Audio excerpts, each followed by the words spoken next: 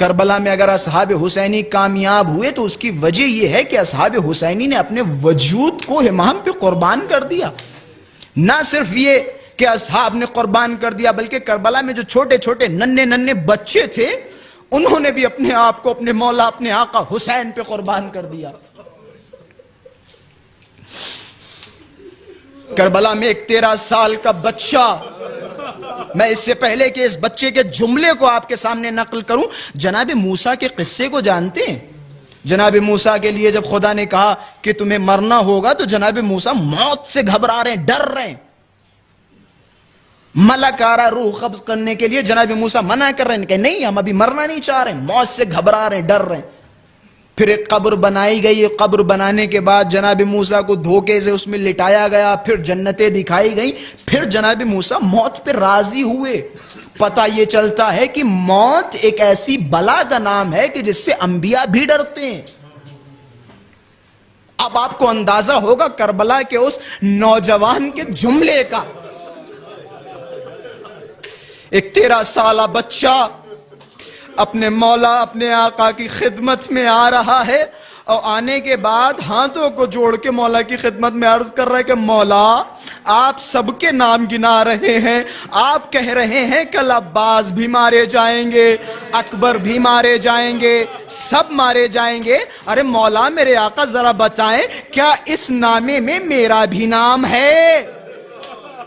عجب نہیں، امام نے فرمایا بیٹا تم ابھی چھوٹے ہو. عجب نہیں، جملہ فرمایا کہ ہاں چھوٹے ہو لیکن اس نام شہادت میں تمہارا بھی نام ہے اور تمہارے چھوٹے بھائی اصغر کا بھی نام ہے. بس اتنا سننا تھا. جناب قاسم نے ایک جملہ فرمایا کہ چچا کیا یہ ظالم خیموں تک آ جائیں گے؟ اللہ اکبر. خدا آپ کو کوئی غم نہ دے سوائے غم مظلوم کربلا کے.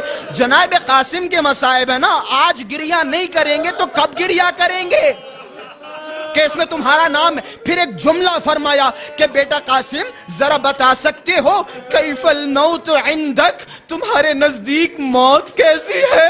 بس اتنا سننا تھا.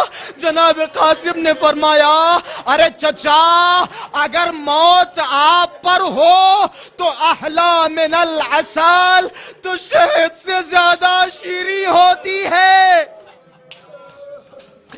کہ مولا اگر موت آپ پر ہو، اگر قربانی آپ پر ہو تو شہد سے زیادہ شیریں ہوتی ہیں. ہاں آزاد اور بس میں لے کے جا رہا ہوں آپ کو ان منزلوں کی طرف. روز عاشوراء جناب قاسم بار بار دوڑ کے امام حسین کے پاس آ رہے ہیں، بار بار اجازت مانگ رہے. امام حسین جیسے ہی قاسم کو دیکھتے تھے فوراً رونے لگتے تھے. عجب نہیں، جملہ فرماتے تھے ارے بیٹا قاسم تم تو میرے مظلوم بھائی کی آخری نشانی ہو، میں تمہیں مرنے کی اجازت کیسے دے دوں؟ روایتوں کے جملے ہیں جناب قاسم کی ماں بار بار کہہ رہی بیٹا جاؤ تو صحیح اپنے چاچا کے پاس اجازت لو. اب جب جناب قاسم کو اجازت نہیں ملی، مقتل کی کتابیں لکھتی ہیں کہ جناب قاسم کی ماں خیمے میں بیٹھی ہے، کیا دیکھتی ہیں کہ خیمے کے پیچھے سے رونے کی آوازیں آ رہی ہیں.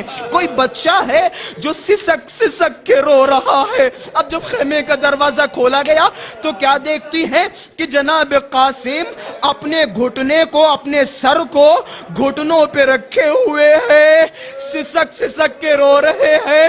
ہاتھوں کو جوڑا کہ اماں میں چچا کے پاس جا رہا ہوں، چچا مجھے مرنے کی اجازت نہیں دے رہے. خدا آپ کی ان آوازوں پہ رحمت نازل فرمائے کہ چچا مجھے مرنے کی اجازت نہیں دے رہے. بس اتنا سننا تھا. جناب قاسم کی ماں نے فرمایا کہ بیٹا قاسم یاد ہے نا جب تمہارے بابا بستر مریضی پہ تھے، جب تمہارے بابا کا جگر کٹ کٹ کے تشت میں گر رہا تھا تو تمہارے بابا نے تمہاری آستین پہ ایک تعویذ باندھا تھا. ارے بیٹا قاسم اس تعویذ کو کھولو، اس سے سخت وقت کیا ہو سکتا ہے کہ تمہارا چچا عالم غربت میں چاروں طرف سے گھرا ہوا ہے. بس عزادارو جناب قاسم نے تعویذ کو کھولا. اب جب تعویذ کو دیکھا تو امام حسن کا خط ہے. آنکھوں سے لگایا اور لکھا ہوا تھا ارے بیٹا قاسم جب تم کربلا میں میرے مظلوم بھائی کو اکیلے دیکھنا حالت غربت میں دیکھنا جب تم دیکھنا میرا بھائی پیاسا ہے غریب الوطن ہے تو میرے بھائی کی مدد سے دریغ نہ کرنا. بس اتنا سننا تھا. قاسم دوڑتے ہوئے امام حسین کے پاس پہنچے. اب خط دکھایا. امام حسین نے خط کو دیکھا زار زار رونے لگے. مدینے کی طرف رخ کیا کہ بھیا کتنی محبت ہے اس عالم غربت میں بھائی کو تنہا نہ چھوڑا. رولے آزادہ رو قاسم کے مصائب ہیں کہ اس عالم غربت میں بھائی کو تنہا نہ چھوڑا. مقتل کی کتابیں لکھتے ہیں اپنے ہاتھوں کو اپنے دلوں پہ رکھے اور اس جملے کو تحمل کرے. مقتل کی کتابیں بیان کرتی ہے کہ جناب قاسم کو امام حسین نے اتنی تیزی سے گلے لگایا اور اتنی تیزی سے گریہ کیا فغشی علیہما روتے روتے دونوں پہ غشتاری ہوا زمین پہ گرے. جب غش سے فاقہ ہوا قاسم کو تیار کیا. اب کوئی بھی زرہ قاسم کے بدن پہ نہیں آ رہی. بغیر زرہ قاسم کو گھوڑے پہ سوار کیا. اب قاسم میدان کارزار کی طرف خوب جنگ کر رہے ہیں. امام حسین مرحبا بیٹا کی صدائے بلند کر رہے ہیں. اب اتنے میں کیا دیکھتے ہیں ازرق نے اپنے سارے بچوں کو بھیجا. جب ازرق کے سارے بچے مار دیے گئے اب ازرق کو غصہ آیا غضب میں آیا قاسم کے سامنے کھڑا ہوا. اب قاسم نے اسے بھی پچھاڑا. اب ایک طرف سے عمر سعد اللعی کی آواز بلند ہوئی ارے شامیوں اے لشکر والو تمہیں نہیں پتا یہ بچہ کون ہے؟ یہ علی کا پوتا ہے. اسے اگر مارنا ہے تو چاروں طرف سے گھیر لو. بس اتنا سننا تھا. شمر نے چاروں طرف سے گھیرا. ایک لائن آگے بڑھا قاسم کے سر پہ گرز ماری. اب گرز کا لگنا تھا. آواز بلند کی ارے چچا میری مدد کو آئے. بس امام حسین دوڑے. مقتل کی کتابیں لکھتی ہیں جیسے ہی حسین دوڑے مشرق کے گھوڑے مغرب کے گھوڑے مشرق. قاسم کا لاشا پامال ہو گیا. اب جب حسین پہنچے قاسم کے لاشے کو اب کہتے تنہا ایک شہید تھا جس سے حسین نے باتیں نہ کی. بس جیسے ہی پہنچے ابا کا دامن بچھایا ٹکڑوں کو چنا ابا میں رکھا.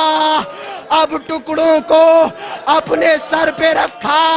ارے قاسم کی ماں خیمے سے دیکھ رہی ہے ارے جب میرا بچہ گیا تھا تو گھوڑے پہ تھا اب جب آ رہا ہے تو ٹکڑوں میں بدل. واہ قاسم